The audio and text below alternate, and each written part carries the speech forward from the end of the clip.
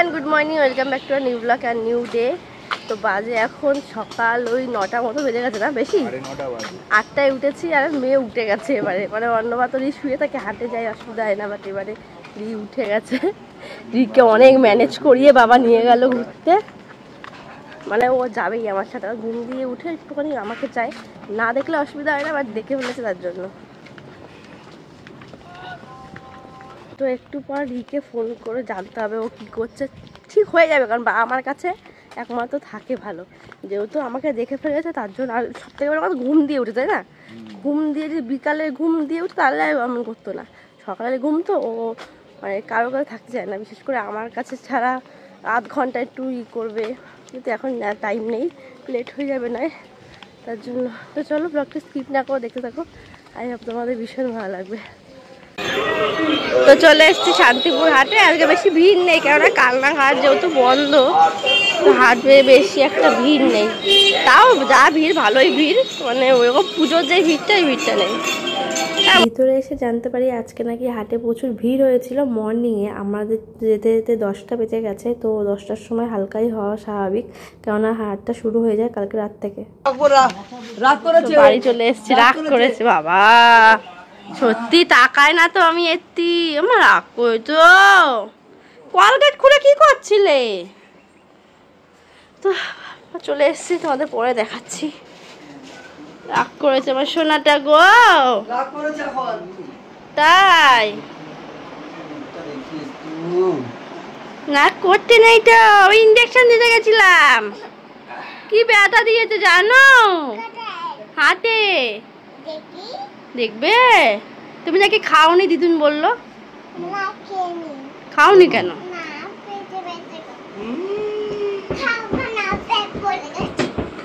দেখো মোটামুটি কটা শাড়ি নিয়ে এসেছি, তার মধ্যে আবার কিছু শাড়ি দিয়ে এসেছি দোকানে আমি পিকো করানোর জন্য। আর এই যে এই দুটো শাড়ি দেখতে পাচ্ছ, মায়ের জন্য নিলাম পুজোতে।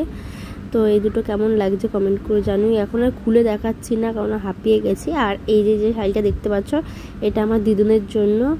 দিদুন যদিও বা পরে না, মানে পুজোতে বয়স হয়ে গেছে, বেরোতে পারে না। আমি বলেছি তাও পরে, কিন্তু যেদিন বেরোবে তো আমার শাড়িটা পরেই বেরোবে। তো যাই হোক, মা পরে গিয়ে দিয়ে আসবে, আমি আর গিয়ে দিয়ে আসতে পারলাম না।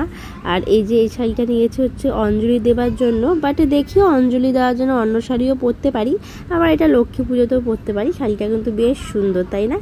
একটু পিঙ্ক কালারের, মানে একটু হোয়াইট আর পিঙ্কে, খুব সুন্দর শাড়িটা। হ্যাঁ, পাখাটা ঘুরিয়ে নিলে জংশন হয়ে যাবে। বাড়ি চলে এসেছি বেশ কিছুক্ষণ আগে। মা রিয়ের জন্য আলু ভেজেছিল, রি নাকি ভাত খায়নি, তাও আমাদের সাথে নিয়ে বসালাম ওকে। টক ডাল আলু ভাজা, জিতের তো ফেভারিট খাবার। তো সকালে খাওয়া দাওয়া হয়ে গেছে, দুপুরে রান্না করে চলে এসেছি। মা দিকে দেখো চাল ভিজে, এত জল দিয়ে ভেজায় নাকি কেউ। এদিকে বাবা নিয়ে এসেছি ইলিশ মাছ, ইলিশ মাছ ভাপা হবে বেগুন দিয়ে। আর এদিকে রিসোনার জন্য একটা কাতলা মাছ, আর এদিকে সর্ষে পোস্ত বাটা আছে। আর কচুর শাক করবে মা, মাছের মাথা এগুলো দিয়ে কচুর শাক হবে। এদিকে হচ্ছে গিয়ে মা এগুলো সব সেদ্ধ করে রেখে দিয়েছে, আর ডাল হয়েছে। আর জিত তো ইলিশ হলে আর কিচ্ছু খাবে না। এখন আমি ইলিশ মাছটা করে আবার বাজারে বেরোতে হবে আমার। তো বসে পড়েছি লাঞ্চ করতে। দেখো গরম গরম ভাত, ইলিশ মাছ, এদিকে সবার খাওয়া হয়ে গেছে, আমি লাস্টে কচুর শাক ইলিশ মাছের মাথা দিয়ে, আর এদিকে ভাপা। তো এই হচ্ছে আজকে সিম্পল মেনু। আর ওদিকে ডাল আছে, ওটা ডাল আমি এখন খাবো না। জামাই এসছে আর বাবা, জামাই আপ্যায়ন হবে না, হতেই পারে না। মানে সত্যি এখন 4 বছরের উপরে হয়ে গেছে আমাদের বিবাহিত লাইফ, বাট জিৎ এখনও সবসময় মানে যখনই যায় না কেন, একদম ফার্স্ট ডে যেমন ট্রিট পায় তেমনই পায়। তো যাই হোক, বাবা দই নিয়ে এসছে। জিৎ যদিও বা লাল দইটা খেতে পছন্দ করে, বাট এই দইটাও মিষ্টি, মানে টক নয়, সাদা বলে।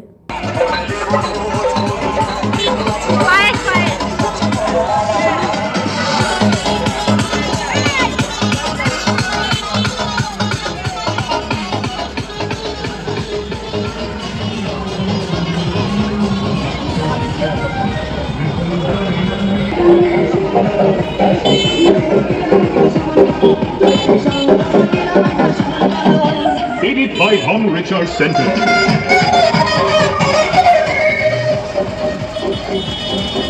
লুচি লুচি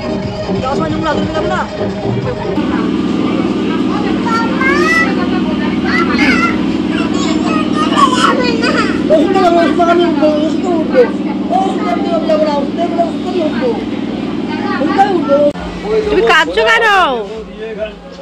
কাঁদছো কেন? কি হয়েছে বলো? ছোট দিন পাপা দিচ্ছে না, তোমার তো পেটটা একটু খারাপ মা। এখন কি নিয়ে আছো আবার? পেটে ব্যথা করুক না, নামিয়ে দিয়ে চলে যাবো। এটা কি? এইটা কি? এইটাই, এটার জন্যই এত চিৎকার। কি এটা? এই জানে, ভগবান জানে কি।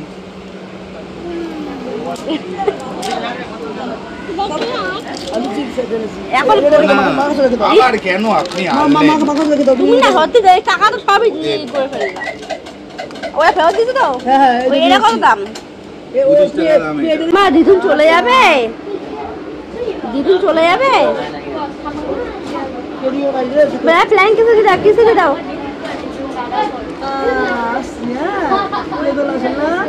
তুমি ভীষণ ঝামেলা করছো।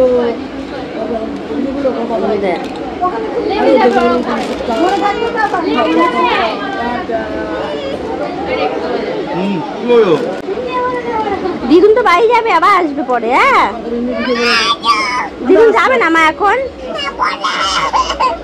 বসতে বলে। এমনি শ্বশুর বাবু হাত থেকে কিন্তু বলে দিচ্ছে অশান্তি বাধ্য খালি আবার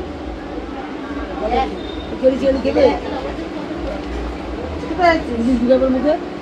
তাই চলে এসেছি বাড়ির কাছাকাছি। আর এই আলার বিরিয়ানির দোকানের লাইন দেখেছো? এই দোকানটা রাতেরবেলা প্রচুর মানে লাইন হয়, আর খুব ভালো লাগে আলার বিরিয়ানিটা, আমাদের লাইট হয়।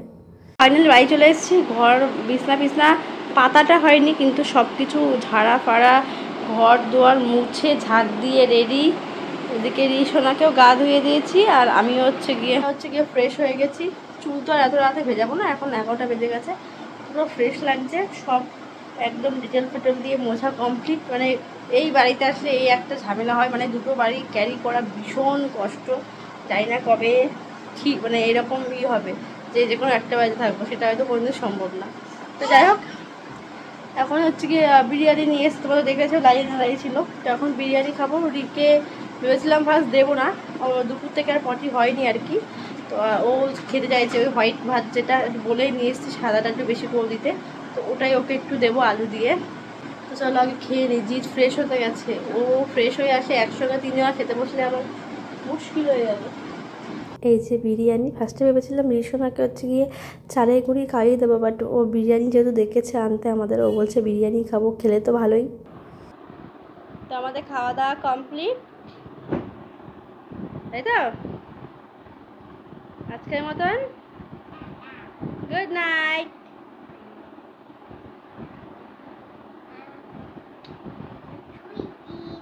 Very good.